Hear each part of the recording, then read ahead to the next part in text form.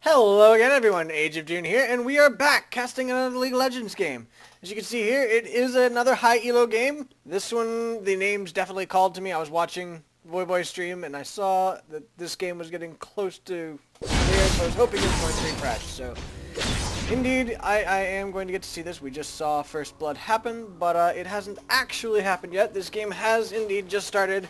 I was frantically refreshing, hoping it would allow me to watch this game, and indeed, it did. So, should be fairly interesting to watch. It does have quite a few of the professional names, including two members of Curse. Nice stun, but Graves did not get to do any damage for that.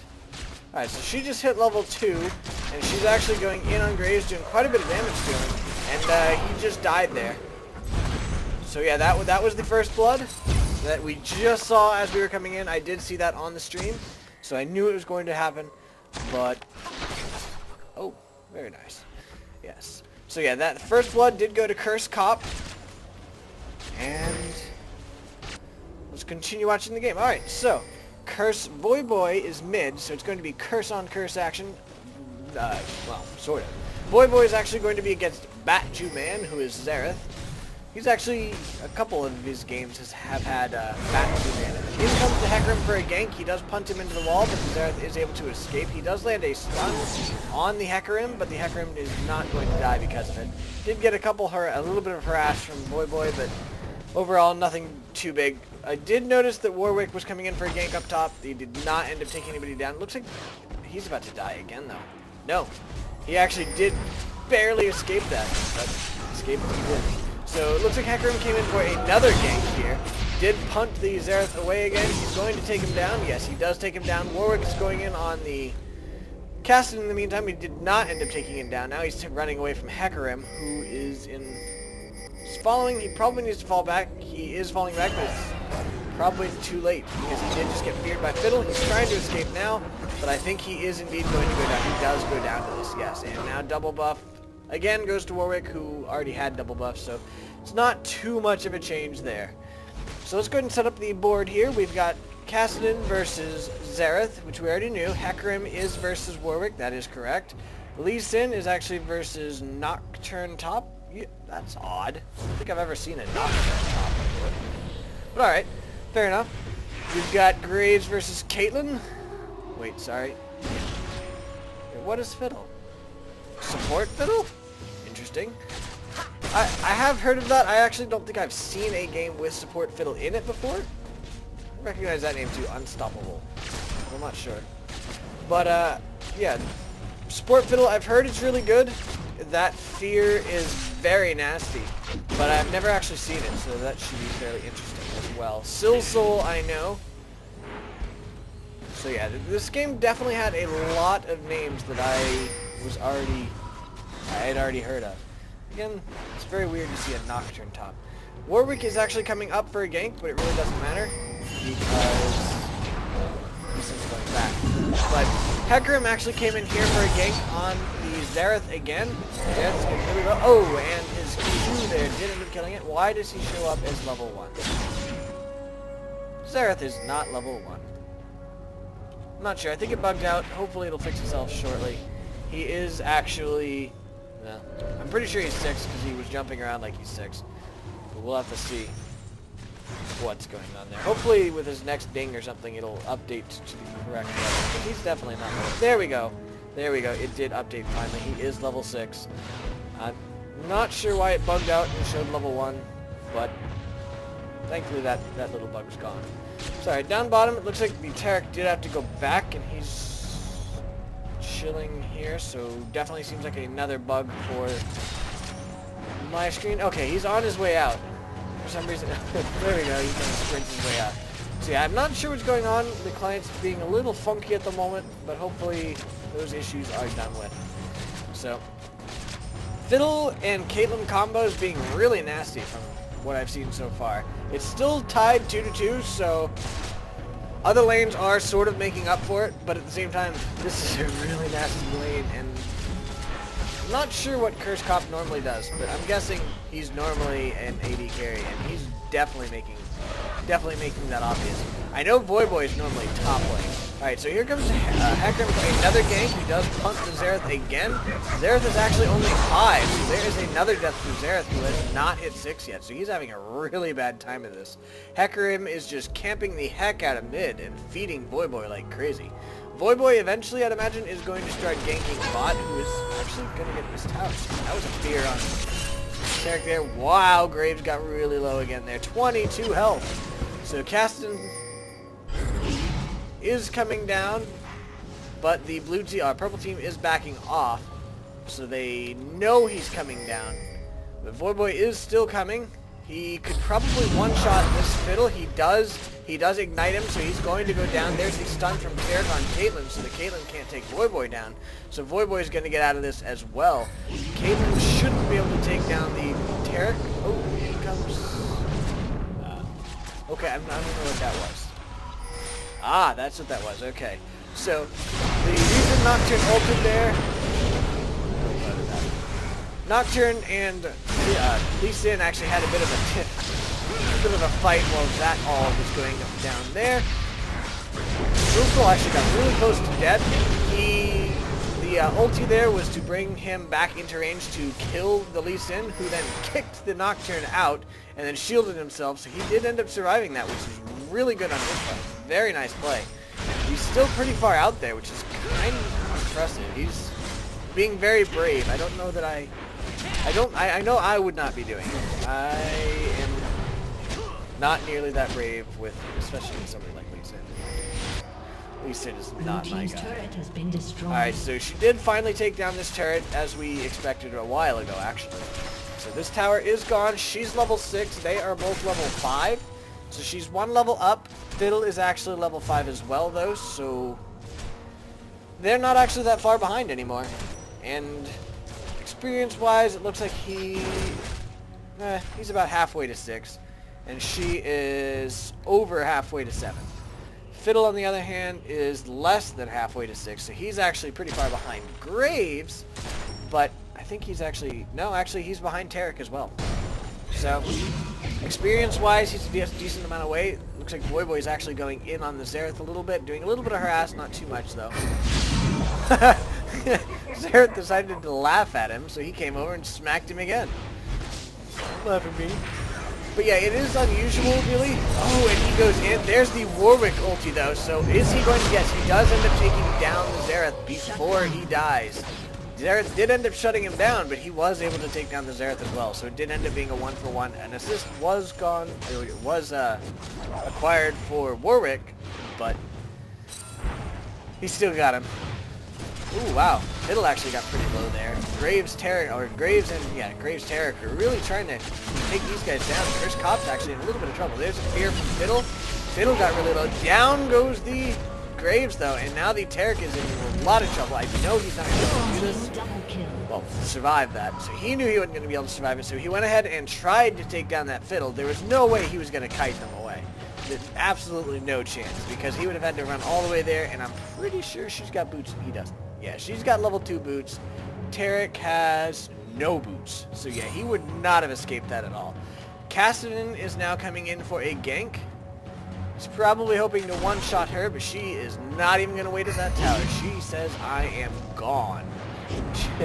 She is. She is safely gone. Fiddle is coming in to defend her if need be, but that is not actually going to be necessary. So Cassidy is instead coming around behind Xerath, who now knows it. Actually, no, he doesn't know it. Now he knows it because of that ward.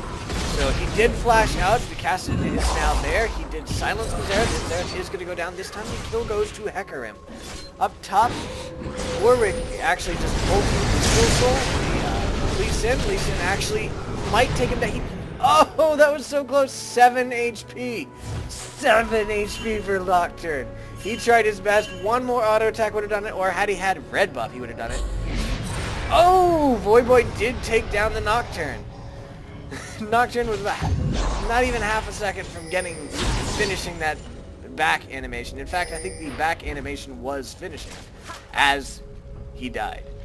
So Caitlyn and Fiddle are going to go ahead and try to take bot, or mid, sorry, or at least do a decent amount of damage to it, since they know that Cassidy isn't here. They aren't going to be able to kill it, and now in comes the Hecarim as well, so they're really ripping this Caitlyn. There's the fear on the Caitlyn. She's really low. She does go down to the red buff from Hecarim, and now Fiddle's in a little bit of trouble. He did get stunned and then shattered, but Voyboy is not going to be able to finish him off. I believe he does not have the mana. No mana for him. So Graves is now bot versus Xerath at the moment. Xerath is getting a little bit of harassed. Level-wise, Xerath is actually only one level ahead, which is actually really sad because Graves was a duo lane, and Xerath is a mid lane. Usually, you're not going to see this level of oh, in comes Taric. Is he going to land his stun? No. Okay, they do know that Warwick is coming. This ward picked them up, so they're going to go ahead and fall back. Had it not been for Warwick, Xerath would probably be dead. I like that. That's awesome. But yeah, he would probably be dead because Taric Graves most likely would have gone in. So in comes Warwick again. Taric is waiting in this bush. He just smacks him once. Warwick is probably going to ulti. No, he doesn't ulti. His ulti is up, but he decided not to ulti. They are pinging this dragon though, so they're probably going to go for it. Kassadin and Caitlyn are actually both still mid, so I guess she's decided to take over mid so that hopefully Kassadin will stop getting quite so fed. Oh, he did jump out of that using his ulti there, so he couldn't get ultied by Warwick. Hecarim's now being ultied. In comes the Taric, give him a little bit of a boost, but he does end up going down. Kassadin is actually still at pretty low health, but I don't think he's going to die. He's Kassadin, he's really good at escaping. The purple team is going to go ahead and try to take this dragon now. Nocturne is actually taking top tower. I did not notice Singe die, but he did. Singe to die. Okay, just a little bit farther back, not far, but alright, so it looks like they had a little bit of a duel up here again.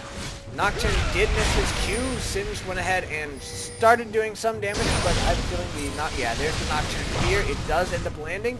So SilSol took quite a bit of damage during that. He is now in trouble. There's the Ignite, and that's what really took him down. So there we go. Down he went, and that did result in Nocturne being able to hit that tower. I don't know if he killed it. We'll see in a moment. There's the escape of the Voyboy, the ping on the dragon, and here's the Nocturne. Just judging by this, I think he might be able to do it because he does have quite a few minions here. No, maybe not. They are falling entirely too quickly. Although there is another line of minions. So yeah, he will be able to take this. I think he will indeed choose to do so. This. Okay. So there we go. Let's look at things that are a bit more interesting. So Taric and Kassadin are here. Kassadin just jumped over and instantly killed that Xerath. He was feared by the Fiddle, so he is getting really low. He does go down, but there's the Ignite on Warwick. Warwick does go down to the Graves Ignite. Graves is now chasing after Fiddle. He does slow him down with his little fog of war there, but Fiddle did actually fear him, but he decided to back here, which is not the best of ideas, so Graves is going to go ahead and take him down, but now he's got Caitlyn on him, so Taric is coming to assist him. There's the stun, and Taric just says, I'm just going to shatter. Fortunately for him, that might mean his death because Graves has no desire to stick around. He turned around there again. I don't know why. But Hecarim is there. He's going to go ahead and ulti in. So the Caitlyn now tried to escape, but the Hecarim actually hit her away from Taric so that she couldn't kill Taric, and that put Graves in line, but Graves actually didn't get any damage on that before Hecarim killed. So there is another ping there on the dragon. The purple team, yet again, is going for it. It is still warded, so the blue team knows that they're going for it, but now it's not warded because they did just kill that ward. So they are going for this. The blue team, it looks like, is choosing not to react to this. They are going to let them have this, so in the meantime, Lee Sin is going to go ahead and take this tower to make up for it. The purple team's mostly going back, it looks like. Warwick is actually going to go ahead and take this blue buff, or is he going to give it to Xerath? It looks like he is giving it to Xerath, and there we go. He does give it to Xerath. Kassadin also... Yeah, Kassadin did get the blue buff from the blue team. There we go. There's the Lee Sin takedown of the turret. Always a good idea if the enemy team is going to get a dragon that you really cannot counter, like in this case, go ahead and take top tower if they aren't around, because you aren't going to be doing anything else. Alright, so Xerath did end up ulting there, and he only got one of the charges off there, so the second and third charges. Fiddle came in as well. Fiddle actually almost died due to Cassidy. Cassidy was not quite able to take him down. There's the turret destruction there. So he jumps in. He actually is going to go down, I believe. Yeah, he does go down. Xerath ends up taking him down. There's Caitlyn's stun. Xerath actually just flashed out. Not sure it was really necessary, as Tarek and Graves were backing off, but I can't say I blame him. I tend to get very nervous as well, things like that. So the stun was just landed on the Tarek, but wasn't quite able to follow up. They are going to take down this tower though. Lee Sin is coming in. He missed his Q, so he's not coming in anymore. And now Nocturne's actually just pushing up here, so he's going to have to defend that. Okay, purple team was just saying, hey, there's a ward here. They're not going to be able to take it down though before this pink ward expires. Nope. Alright, so there we go. Nocturne is going back. I'm not sure what he's doing. I'm feeling, yeah, he's just warding. But it is caught by this pink ward, so it's probably going to be destroyed. This is a really common warding spot for the blue team, because it's really nice to know if your enemy is coming through here. So pink warding here as the purple team does mean that you're probably going to knock off vision for this area. Pink warding here as well, also great. Normally wards are placed here, here, and here to give quite a bit of vision of the jungle, and a lot of times you'll see it here or here as well, just to finish off that vision up here. So there are a lot of pink wards placed around to get rid of the vision from the blue team. Oh no. Oh, good, he's back. Okay, so that was just a temporary disconnect, reconnect. Thankfully not a full-on goodbye. Good to know. Xerath has double buff, by the way. He did get it from the little battle a little while ago. So he's feeling pretty good about himself, getting a little bit of burn from his spells, a little bit of slow, and he's got blue buff, which is great. Lots of pings going on up here. They do know about this ward. I guess it is picked up by this ward. Let's see. Oh. Nope. Alright, so they don't actually see it anymore, but they did see somebody place it. So they know that there is a ward there. Nocturne's coming up to push. There's a lot of blue pings. Blue saying, hey, watch out for there. There's a ward that just died there. The Xerath is mid.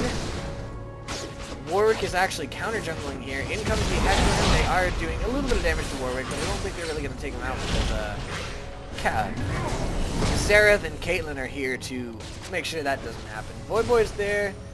I think he's just waiting to jump over and kill somebody if he can. He's just hiding out here so that if they do extend... Oh, there we go. There's his jump out. And Lee Sin actually did just take that shot, and I believe he shielded himself just before he took it too, so he didn't actually take very much damage at all from that. So the blue team is backing off again. They still have Baron warded, so they know it's... Oh, actually, they just lost their ward. So now the purple team knows that they are safe to go for Baron should they choose to. Nocturne is going in on it, but the rest of his team is not. So he's taking a lot of damage from this Baron. His team says, fall back. He is at half health already. So he may end up going down to this Baron if he doesn't watch it. Warwick is now tanking it. The rest of the team is coming in, but the blue team is coming in as well. So they're going to have to fall back. Nocturne actually may go down because, yeah, he does go down. He went in way too early for this. So Nocturne, Hecarim actually just ulted over there. There's the Tarek stun as well. Fiddle is going to go down to that as well. That was a terrible call. Xerath is actually really low. One shot would kill him. He is going to escape this, though, unless Lee Sin comes around behind. He does not. Does land a Q on the Warwick, and now he just got stunned by Xerath. Caitlyn's doing a little harass, not overly much, though. I'm not sure when Boy died. I guess he died here in mid, didn't he? Ah, okay. Let's take a look at that. So he was coming up here to help out up here, but he did get picked up by the ward. So he went in and started harassing the Xerath, but the Warwick actually ulted him, and that's why Xerath is so low, but not dead, because Warwick saved him. He almost died to that Graves ult as well, but he did not. So very nicely played by them. They did end up saving that life. They still lost 2 people. So those 2 unfortunately did end up dying, but they didn't end up losing any more, and they would have lost more had Warwick not ultied at the time they did. Just one more hit from Cassidy. So they are going to lose Warwick now, and I retract my statement. They are going to lose Zareth as well. Yep, down he goes. Caitlyn did flash over this wall, so she's trying to escape now. Hecarim's coming down. I don't think he's... Yeah, she saw him, so she did go ahead and put a trap there. He's just going to go ahead and take blue. The purple team... Oddly, the purple team did this, so I don't know if they were saying that somebody needs to go defend it or what, but the minions are actually focusing that tower for right now. They're about to go back to other minions, but it looks like Hecarim's coming down here to possibly take it. No, he's just going to go back. So this tower isn't going to go down quite yet, although there is another pack of minions coming, so they're going to focus down these minions. I'm not sure if they're going to be able to take this or not, but I have a feeling that it won't go down, but it'll get really close. We'll see if my assumptions are correct. Yeah, because here comes Caitlyn. So she is going to push this back, and this tower is going to still live. There we go. Dragon just respawned, so there was the ping from purple on Dragon. There was the ping as well from blue. So we'll see who actually decides to do it this time. They are waiting. Hecarim just got caught there. He's in a little bit of trouble. He did ulti, I believe, to get out of that. Cassian is now in trouble as well. He did flash to get out of it. Hecarim, it looks like, is about to die. He does go down to Zareth, who then went down to Lee Sin.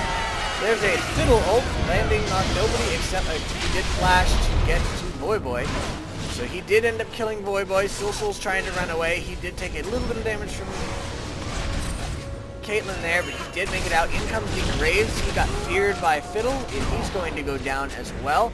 Tarek is running as far away as he can. He's gone. He's like, no, I'm not dying to this, guys.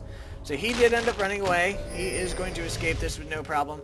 Lee Sin ended up escaping as well, but unfortunately that ended up being a 3-for-1 for the purple team. So the blue team doesn't really like the outcome of that fight, and they're also going to be losing Dragon.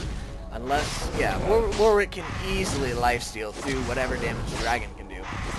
No way he's going to lifesteal through Baron, but Dragon is fairly weak. Sorry, there we go. We see Fiddle going back. Nobody really coming down to help Warwick, but the blue team didn't have any wards at Baron, so they figured that maybe purple team was going to go to Baron, so they really weren't able to go do Dragon anyway. This Warwick is still going at it. If anybody from blue team had come down here, he actually would have been in a decent amount of trouble, and he might not have got that. In comes the Lee Sin. He doesn't notice Warwick. Warwick also didn't notice him. So the Lee Sin didn't end up taking him out. Had he noticed, he might have been able to take down the Warwick without too much worry. In comes the Hecarim. Ulti does end up catching Zareth, but the Zareth does run away from him, and he ends up ulting. Down goes SilSol, the Lee Sin. The Hecarim is now trapped under this tower. He goes down as well. Nocturne's going in on the Graves. He misses his Q, so Graves doesn't end up getting hit by that, but he does get hit by the spear. He is going to go down as well.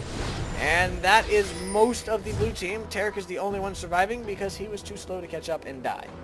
Feed on, bro. Feed on. Except he's the only one who didn't die in that one. So he's just going to go ahead and ward this.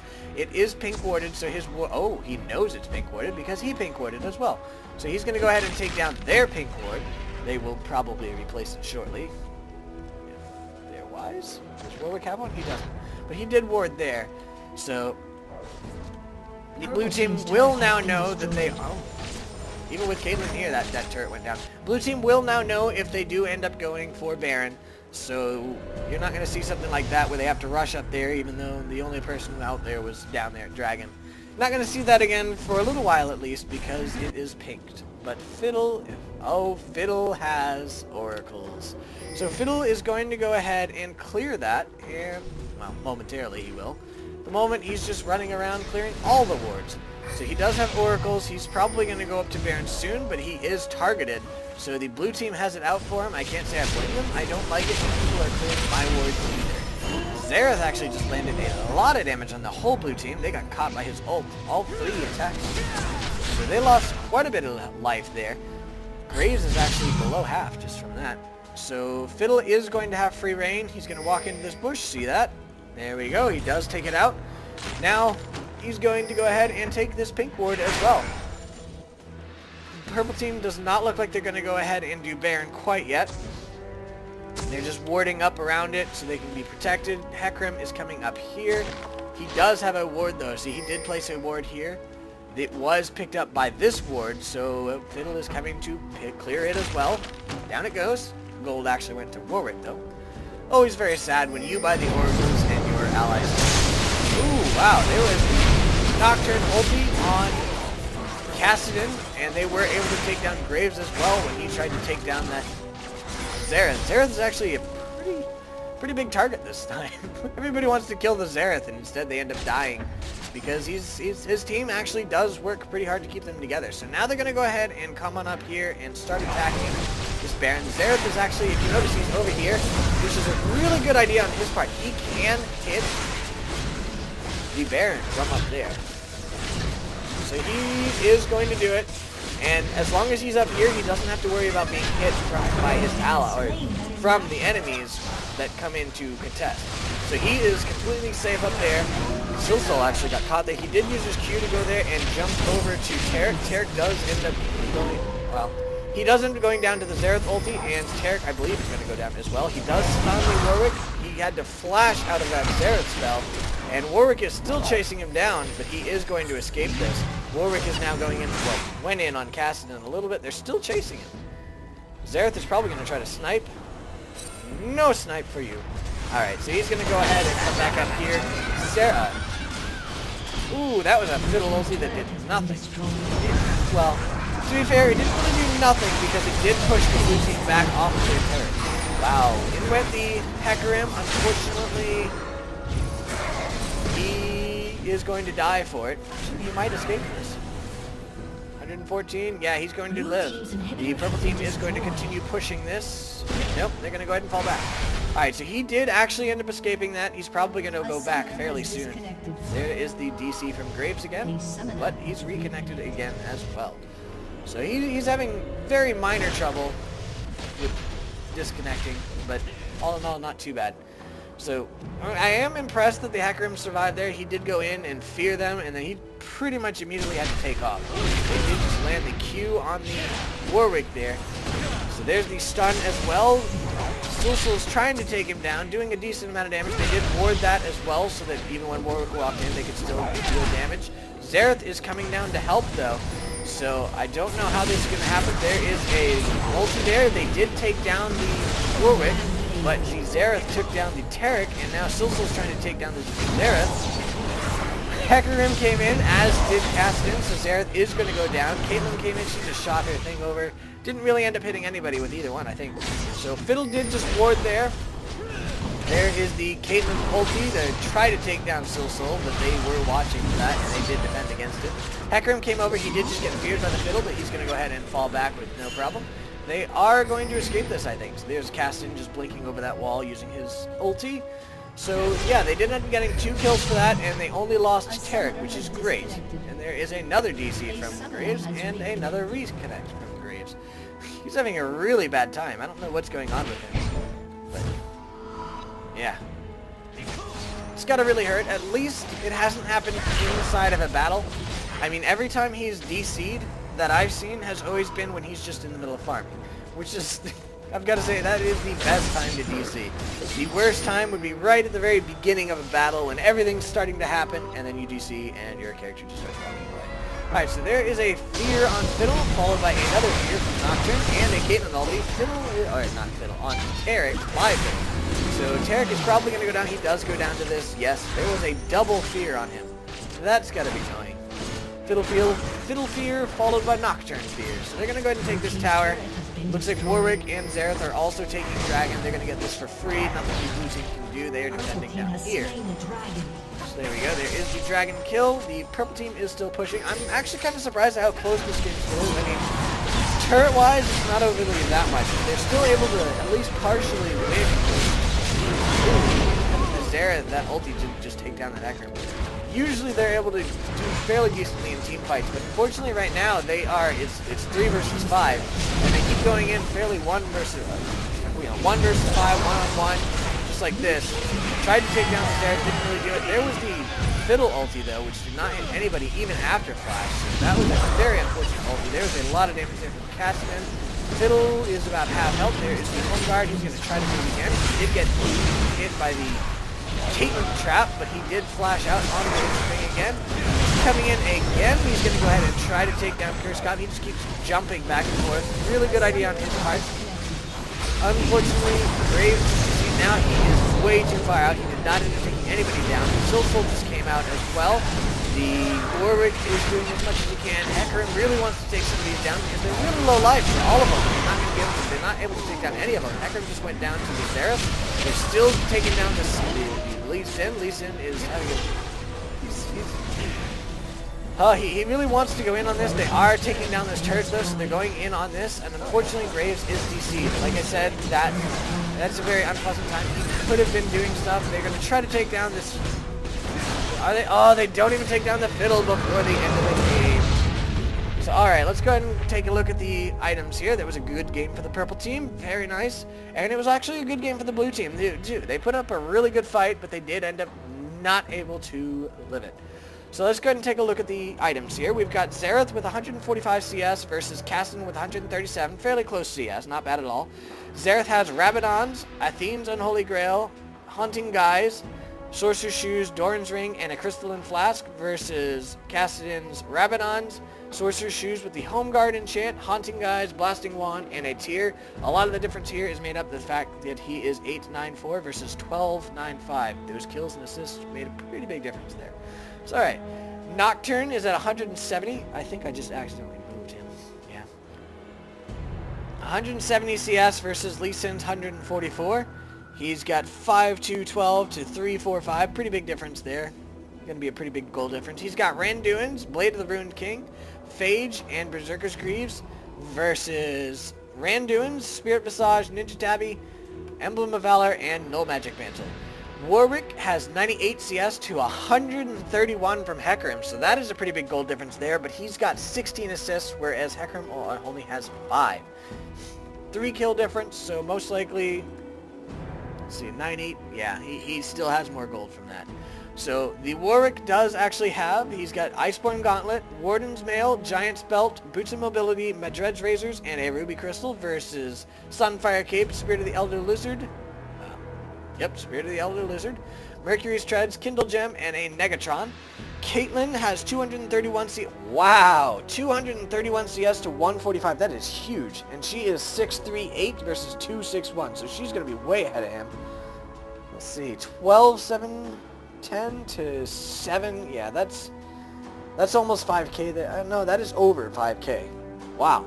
So she has an Infinity Edge, Phantom Dancer, Berserker's Greaves, Vampiric Scepter, Doran's Blade, and a Longsword versus Infinity Edge, Zeal, Berserker's Greaves, and Double Dorans. So that is a huge difference right there. She was able to do a lot more damage. Kind of surprised neither one actually has Bloodthirster. Huh. Nobody in the game has Bloodthirster. Interesting. So finally we've got the supports. CS really doesn't matter for them, but Fiddle does have 2 times the CS of Tarek. But again, they're supports. They're CS. They don't CS all that much. But anyway, 3-3-18 to 1-3-8, so that is a pretty big difference there in the number of assists. And then we've got Fiddle, who has Ruby Sightstone, Seeker's Arm Guard, Ionian Boots Lucidity, Cage's Lucky Pick, and Philosopher's Stone. He's going double gold per 5. That's usually what I go as well. Versus Tarek, who has Aegis of the Legion, Ruby Sightstone, Philosopher's Stone, and Crystalline Flask, as well as a Ward.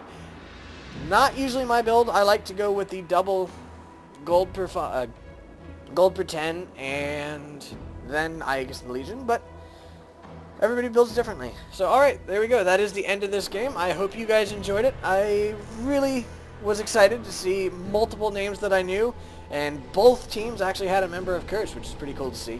So alright, thank you for watching, and I shall see you guys next time. Bye.